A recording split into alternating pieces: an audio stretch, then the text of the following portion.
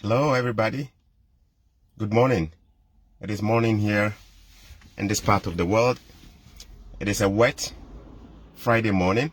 It's drizzling, and the weather is also very, very cool. It's a cool wet Friday morning.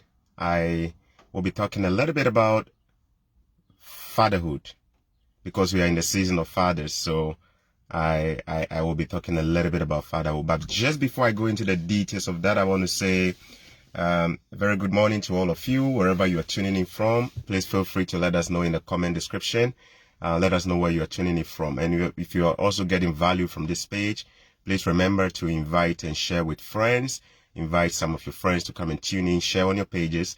And remember, we want to share a lot of positive energy. This page is all about positivity. All right. There's too much negative vibe out there. You want to be the giver of good vibes. Share with your friends, share with your colleagues, and let them come and tune in and enjoy and get some value from this page. So just before I go into the details of what I want to talk about today, which is fatherhood, I want to talk a little bit about, or give a bit of update or answer some questions that came into my inbox. Many of you are so interested in coming to Canada as international students. Some of you have actually started taking action already. I appreciate all of you for taking the bold step.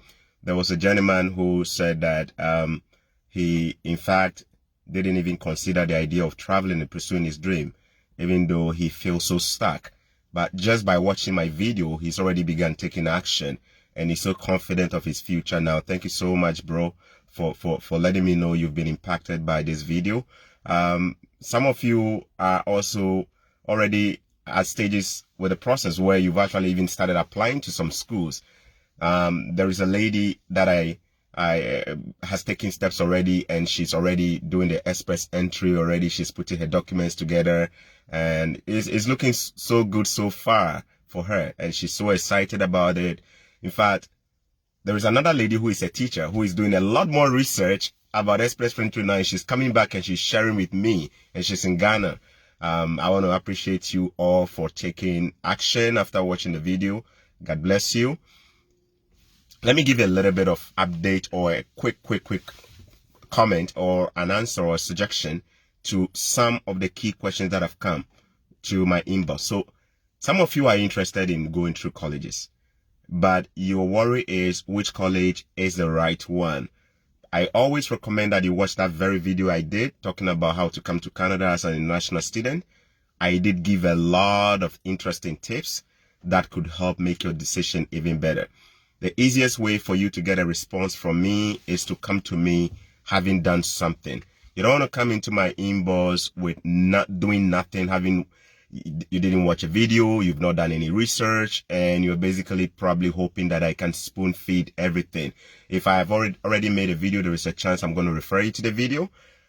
If you're coming to me, you want to make sure that you have your questions lined up. That way it makes it easy. I do get a little bit busy. You have probably noticed I haven't come online in the last few days. I do get pretty busy as well. So when you come into the inbox, just make sure that you come with a concrete question. I can almost certainly assure you, as a personal principle, I do not respond to salutations. In other words, if you message me and you say, hi, hello, there is a good chance I won't respond. I believe in communicating clearly with the content. So if you just send me a hello, there's a good chance I won't respond. It is no disrespect. It is just a personal principle. I don't respond to salutations. I respond to messages with content. So please make sure if you're messaging me, you are really adding a content. Some of you are also hoping to send friend requests to me. I have two Facebook accounts. One is a very personal account where I keep close. I have a very small group of people there. Normally people I do business with or people I connect with on a very intimate level. That is by name Kwame Jimmy. If you send me a friend request there is a good chance I may not accept that. But I have a public one, which is jimmy.com, DORTCOM, .com with an R in there, jimmy.com. If you send me a friend request on that, that is my public Facebook account. I'm going to accept that.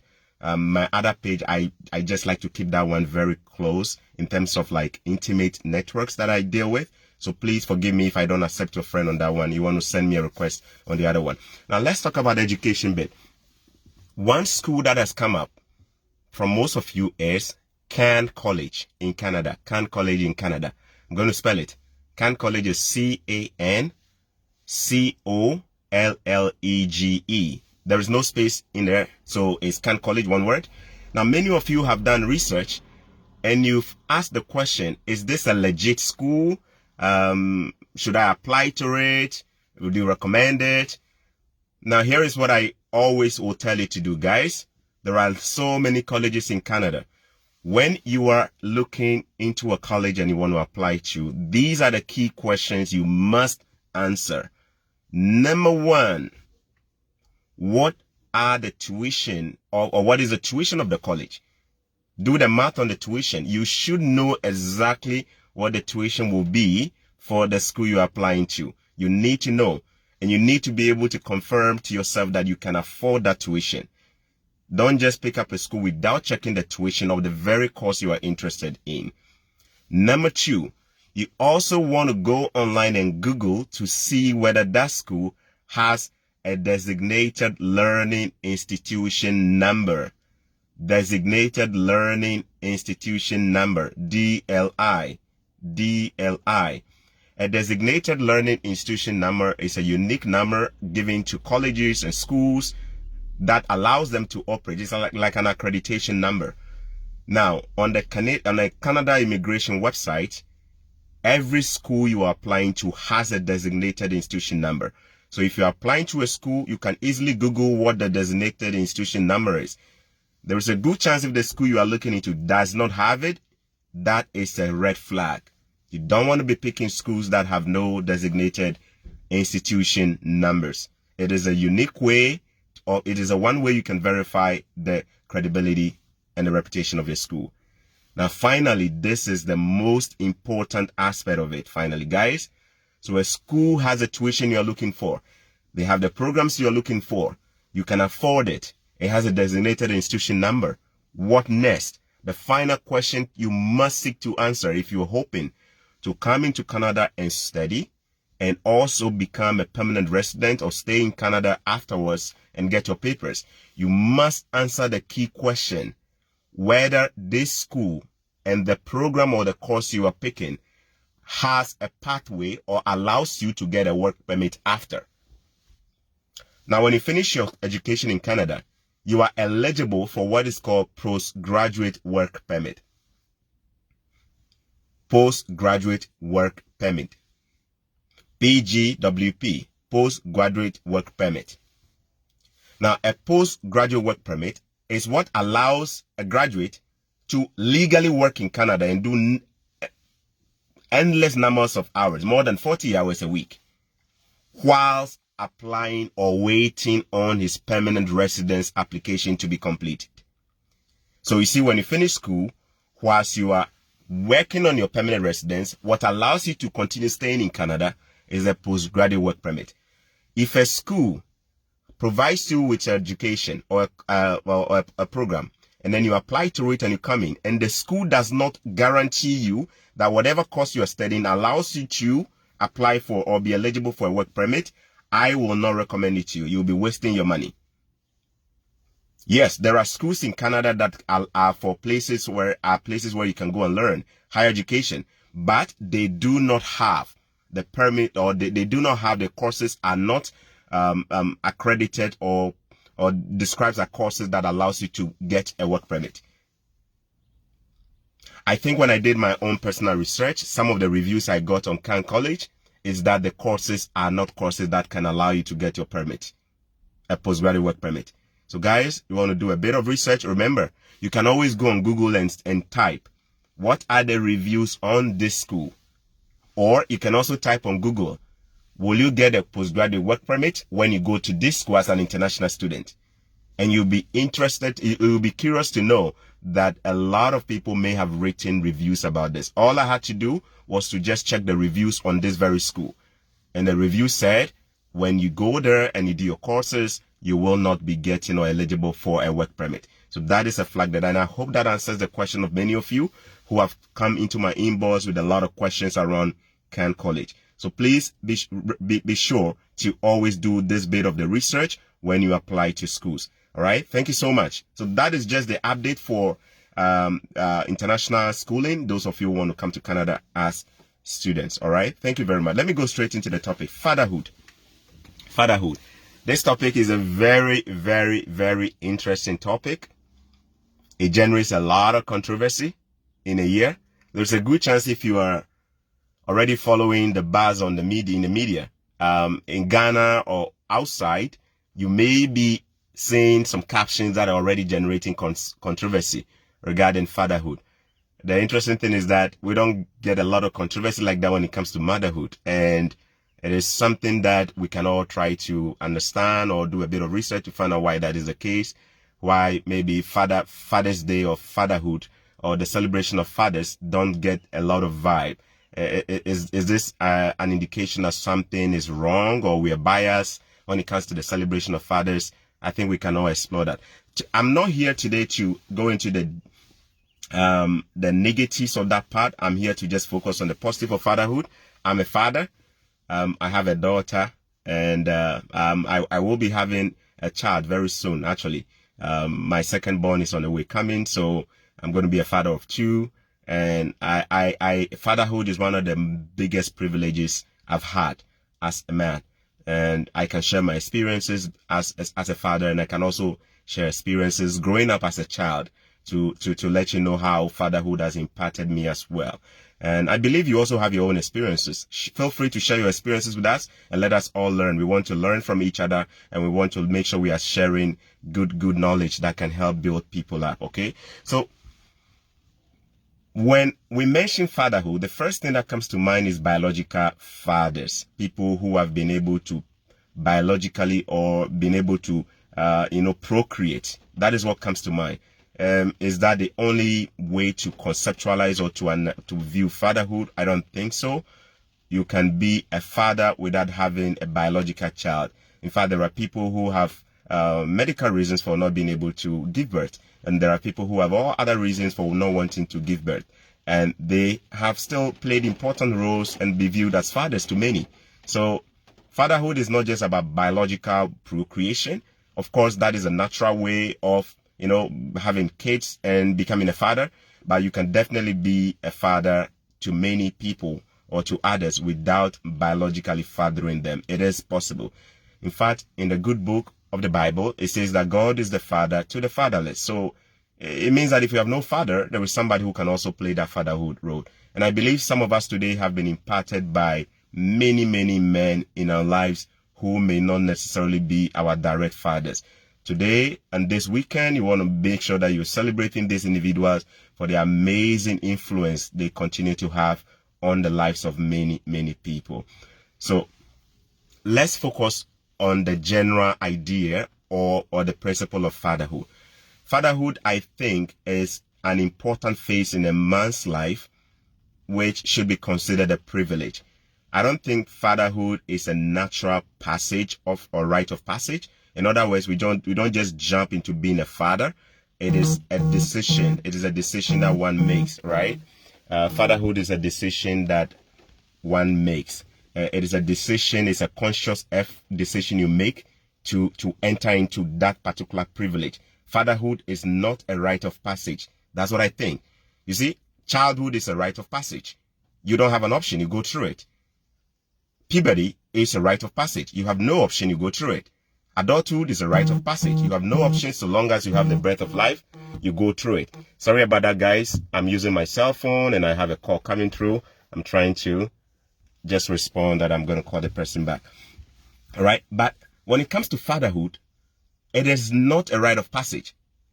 Fatherhood is a decision a man makes to take advantage of a privilege provided to him by God. I believe in God. And I believe that being a father is a privilege. We are called to become fathers. We are called to become fathers. So in short, if you by accident just impregnate someone and then there is a child and you are a daddy, that is not necessarily the idea of a father. Fatherhood is a conscious effort to enter into this phase or this particular privilege provided by God. so that you can be a key partner with God when it comes to the idea of leadership. All right? So fatherhood is something that we choose. It is something that we make the effort to it's like a calling. You walk into it and you tell yourself that you're ready for it. It's a big assignment. It's a big job. It is not something that happens by accident. I'm not saying that if you had a child by accident, you can't be a great father, but it's definitely one that involves a lot of conscious effort. All right. And number one thing, there are a lot of features or things about fatherhood that we can definitely learn. The first thing about fatherhood for me is that fatherhood is a calling to a higher standard. It's a calling to a different kind of standard. Fatherhood is the first way that God tests mankind when it comes to leadership. In fact, the first form of leadership in society is fatherhood. The father is a leader of a family. We are not talking about an authoritarian leader. We are talking about a leader who believes in teamwork, a leader who sees the other members of the family as partners he works with, a leader who sees the wife as a very key partner to work with, a leader who doesn't put the wife on the backside, a leader who puts the wife on the driver's side and say, you know what? I'm the leader, but I need your opinion. I'm the leader, but you are on board with me. I'm the leader, but I make all the decisions with you. I'm the leader, and I'm not going to boss you around. I'm the leader, and I'm going to make this decision based on consensus. That is the kind of father we are talking about. That's the kind of leader we are talking about. The first and the most basic form, or the most elementary form of leadership in every society is fatherhood. Today, we have a crisis of fatherhood. Yes, we have a crisis of fatherhood. The research shows that in the US, there are more absentee fathers than there are anything else. In fact, if you take the crisis of opium crisis in the US and different Western countries, the next thing you're going to find, which is so obvious and so prevalent, is absentee fathers. And I believe that is also the case now in many parts in Africa, that there are so many families with no fathers. You see, I'm not here to just remind you of your pain. You may have lost your father, or your father may have been out of the picture for some genuine reasons. But I'm talking about fathers who are alive and they are just not in the picture. Some of them through no fault of theirs, some through maybe some genuine fault of theirs. There are some who are in jail, which is the case in many places in the Western world. There are many fathers who have been locked up, so they can't spend the time with their kids or their wives. There are many who deliberately make the effort not to be there at all. They are very passive. In fact, there are some fathers who just don't exist in the picture. So today, maybe it is your situation that you grew up not with a father figure in your life. I'm not here to remind you of the pain, but I'm here to let you know the importance of fatherhood. Fatherhood is the first litmus test of leadership. Any society that is in shambles because the family system has no fatherhood figure, or there is no fatherhood figure in the picture. So you see, when there is no fathers in a family, what happens? The family is broken. The father is the leader. When the leader is not on board and is not on the ship sinks. Take a deep dive into your own family history. You will notice that wherever there has been no fatherhood figures or father figures playing different roles, critical roles in a family, the family always suffers at some point. It's a wounded family. It's one that can easily slip through the cracks. The kids are so vulnerable. They become more vulnerable, and the viper, the snakes, everything just attacks the kids in the family. Why? Because the leader is not in the picture. An organization without a leader or with an absentee leader is the most vulnerable organization. Fathers are leaders. They are called to a higher standard. Their standard is the standard of God. God is the higher standard, and fathers are called. And fathers are called to emulate the standard of God. Fathers are called to a different standard. You see, there is a saying out there that I came across some time ago that says that when everybody sits, choose to stand. Where everybody stands, choose to stand out. And when everybody is standing out, choose to become the standard. I believe fatherhood is the standard of leadership. In fact, There is a place in the Bible, I believe is 1 Timothy chapter 3 verse 5. He said that, who is it that can become a leader when he cannot manage his own family? The leader is the manager of the family. The father is the leader of the family. The biggest gift a man can ever give society is to be a great father. Where there is no fatherhood, and when there is a crisis of fatherhood, society bleeds. We have all kinds of cases on the street when the father is absent. That is the first thing we want to strive for, to be called to a higher standard, a standard that role models after Christ, a standard that role models what God wants for us. When God was calling the Israelites out, he gave specific instructions to their leader. He was the father of the Israelites, and he gave them specific instructions and said, lead them, hold them, do this to them. The father is the leader. Right. Now, the second thing about fatherhood is that fatherhood provides mentorship. The father is the mentor of the child. The father is the mentor of the wife. The father is the mentor of everybody. Now, if you cannot proudly say today that your father is your hero, your father is your role model, your father is your mentor, there is an indication something is not right. If I can't say my father is my first role model in life, my father is my mentor in life, there is something wrong. Your father ought to be your mentor. Why? He's the first mentor you ever will have. He's the first person you begin to learn from. You pick all the good vibes from your father. There is a chance that if I have a smoking father, it will just be a matter of time for me to start smoking. There is a chance that if I have a father who goes binge watching and watches movie all day and does Netflix all day, there's a good chance I will grow up with an aspiration to become a movie watcher, or I will be watching movie. There is a good chance if your father is a drunkard, you are likely to become a drunkard. Why? Kids role model the parents, and kids most importantly role model the fathers. There's a good chance that if your father has a lot of good things going on, if your father is somebody who is very disciplined, you're very organized, there's a good chance you're going to pick all those and positive vibes from your father. Good values come from fathers. Negative values can also come from fathers. The father is the first mentor.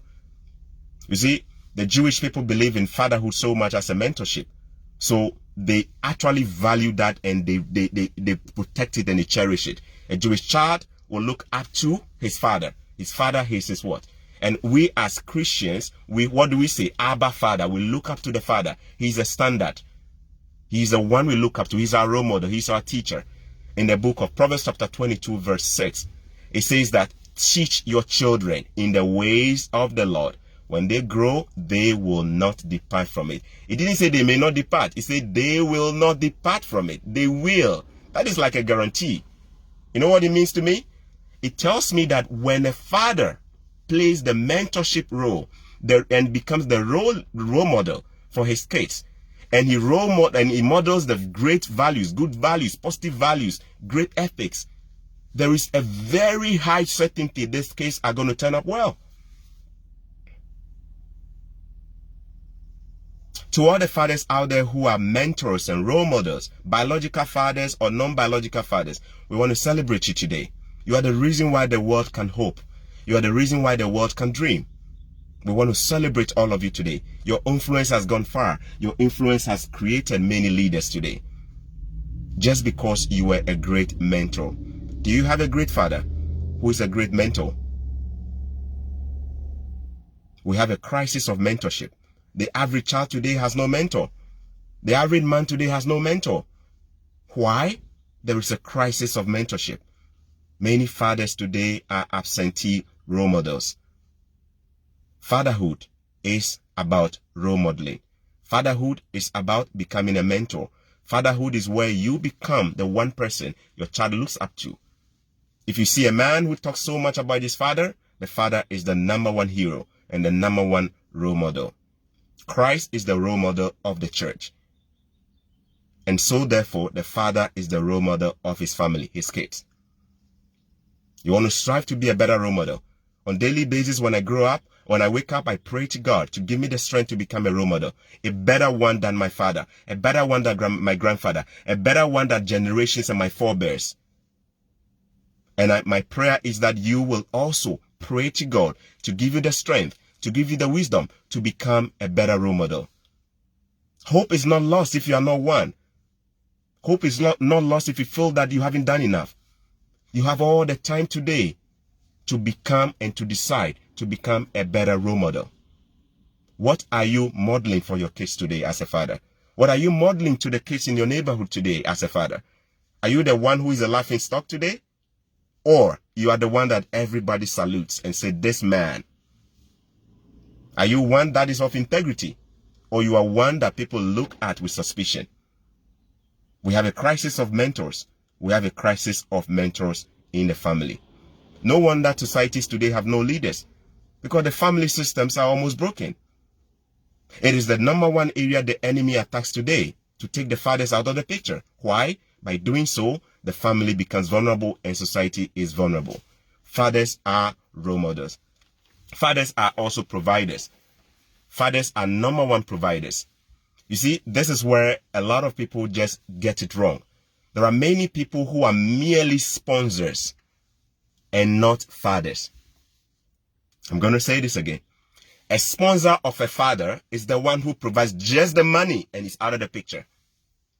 A sponsor is the one who puts the school fees on the table or the tuition on the table and is out of the picture. A father is the one who buys the books and doesn't care how you become a good reader of the books. These people are normally called sponsors. They have a very narrow view of fatherhood. They think it's about providing financial resources alone. Now, wait.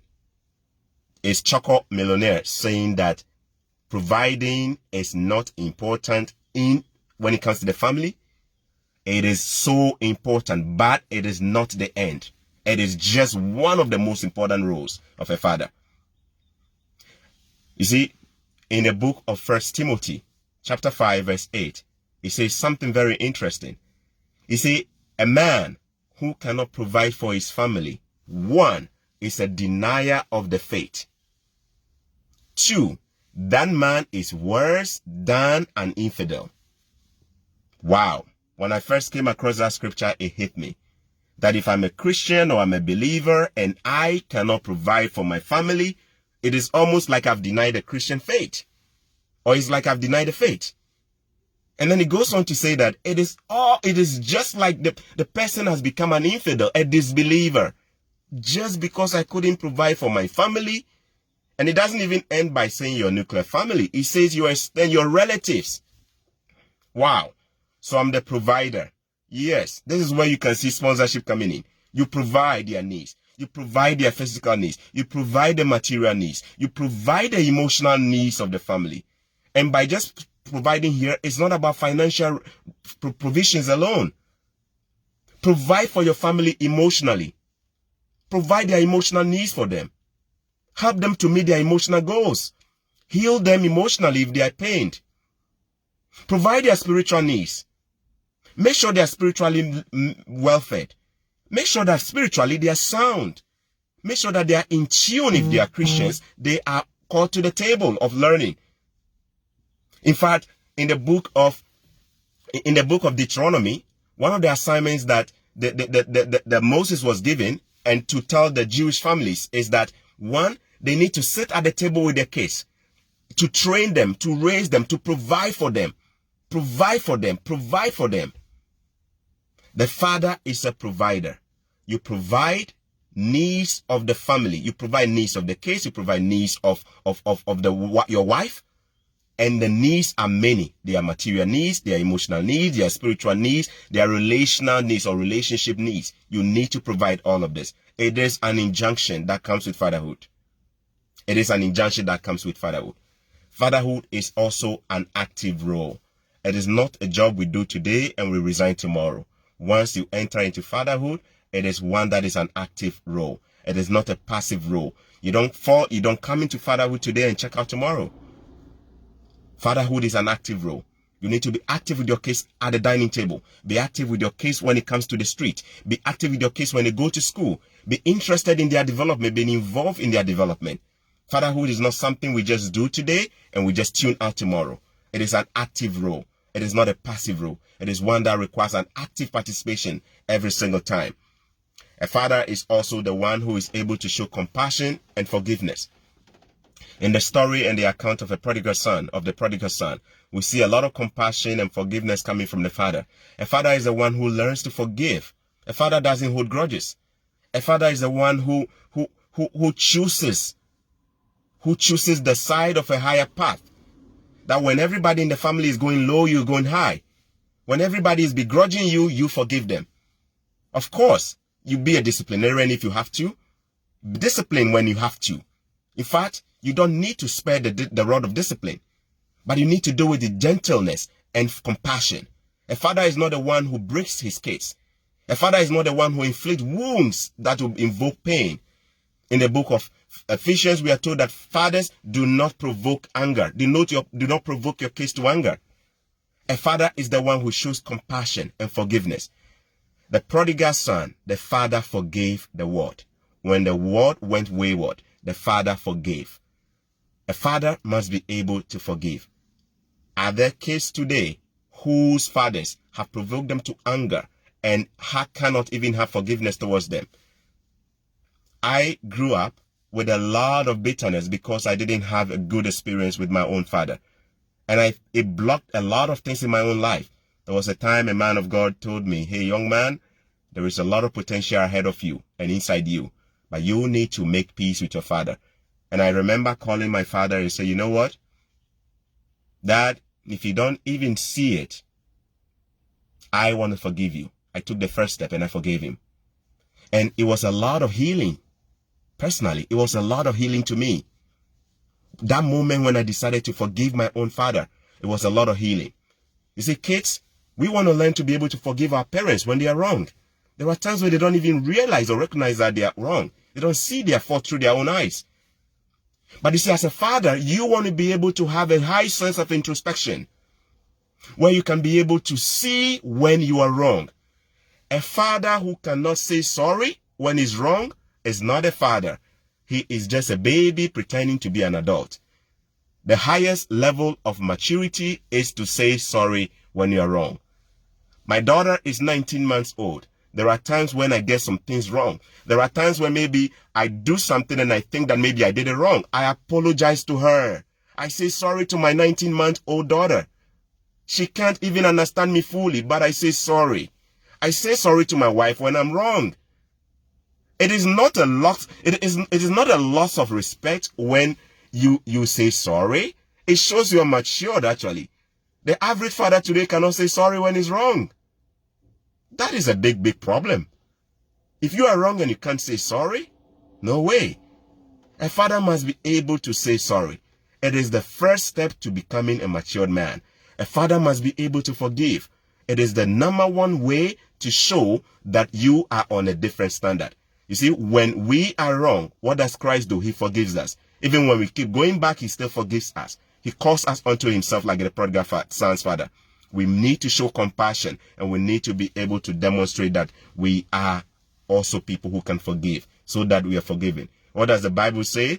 It says when we pray for forgiveness, and ask just the same way so you can also forgive others. When you pray for God to forgive you, you must also be able to forgive. A father must forgive. A father must not sleep with his anger. The son must not go down on the anger of a father. He must forgive. A father does not hold grudges. It doesn't mean you forget whatever your child did, but it simply means that you don't hold it against him. Don't hold things against your family members. A father must forgive. Likewise, the children must forgive. Do not provoke your children to anger, says the book. Says the greatest book, the Bible. Learn to forgive. Because in forgiveness, you open doors for many blessings. In forgiveness, you open doors to many blessings. Now, the last one I want to talk about today about fatherhood is that a father is not a perfect man. A father is not perfect.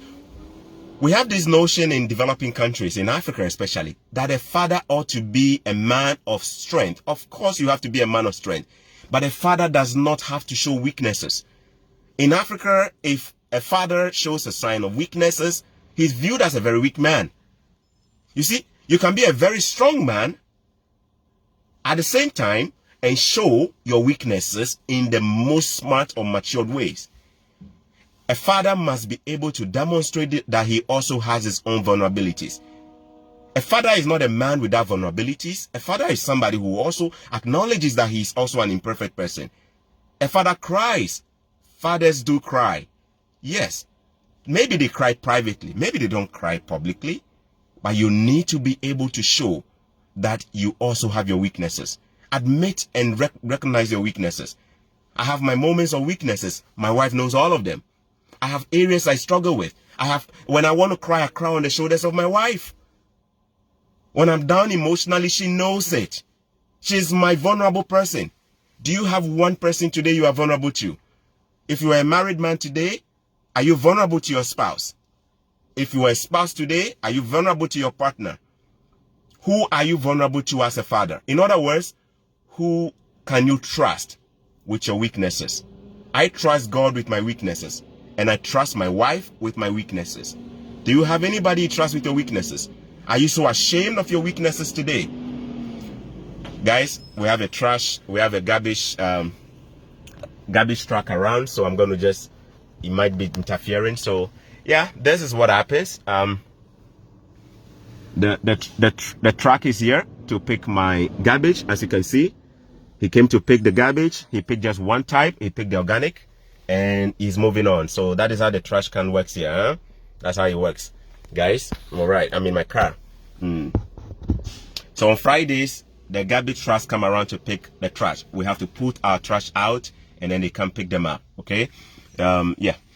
So my point here is that you are not the wisest of man if you pretend you have no weaknesses. In fact, by hiding your weaknesses, that is actually where you become the most vulnerable. A father must be able to know the shoulders to cry onto. You can cry on the shoulders of God. He will never fail you. You can cry on the shoulders of your spouse. Build that trust in your marriage so you can cry on the shoulders of your spouse. In fact, a father is the one who can even trust his children to the point where his children know his weaknesses. Are you a father who pretends to be a perfect father? I guarantee you are living in a world which does not exist.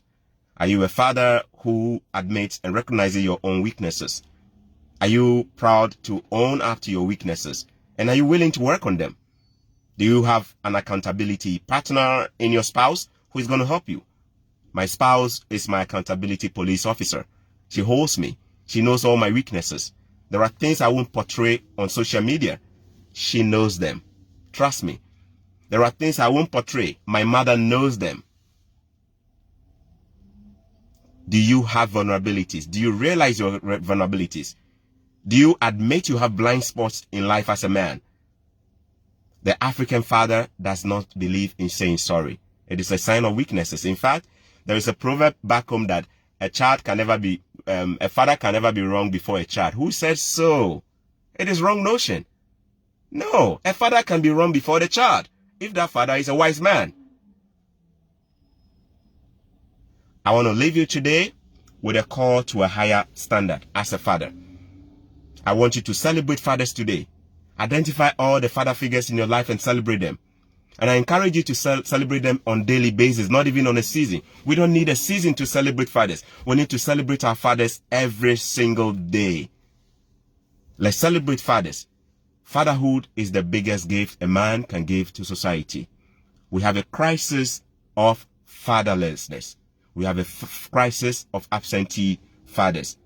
The young men of today, the young men of my youth, the young men of my generation, let's rise up to a higher calling.